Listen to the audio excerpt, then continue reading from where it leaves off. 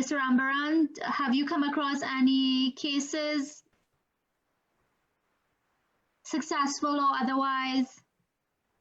So unsuccessfully, there have been a number. There have been a number that have actually started and have not been able to carry through. Now, I'd want to say that the common denominator amongst all of them has to be the notion of culture. Um, a point that is often ignored in looking at partnerships, particularly those that come from outside of the Anglophonic Caribbean, and even those that come from within the Anglophonic Caribbean, there is a cultural difference of doing business. I think if you look at many of the medium-sized enterprises, and I like to say even the large businesses in Guyana within a global context, they are medium-sized enterprises. I don't think we have any true large businesses here. But what you find is that there is a very ad hoc and an absence of structure in doing business generally. So you'll find many persons, many enterprises who are doing in excess of 1 million, 5 million US dollars annually, and which within the region that would be a sizable amount. Many of them, they're not even incorporated, so they're not, they ought not, or they're not obligated to keep audited financial statements.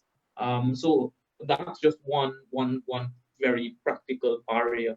Well, not a barrier, but one very practical area where you don't find that meshing occurring.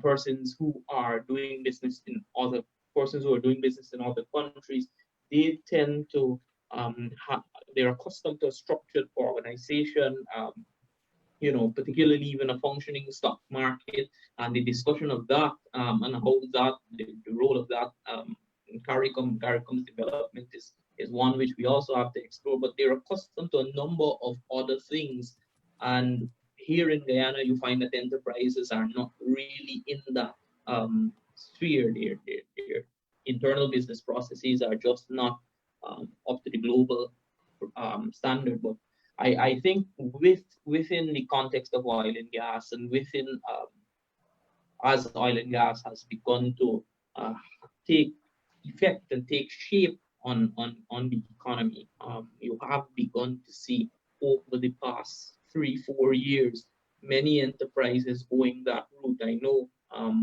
we now have in excess of a dozen enterprises recently, as of last year, gaining ISO certification, for example, within a country like Guyana, where there's a small private sector. For 1 year, that has to be a historic number. So we are beginning to see changes in that direction, but I want to say from somebody who sits at a point where, at a vantage point where I coordinate partnerships and do a lot of business-to-business meetings and matchmaking, etc. That seems to be one of the major obstacles to actually practically getting the enterprises off the ground, and businesses moving forward. So I'd offer those in addition, of course, to what Dr. Glasgow ably contributed.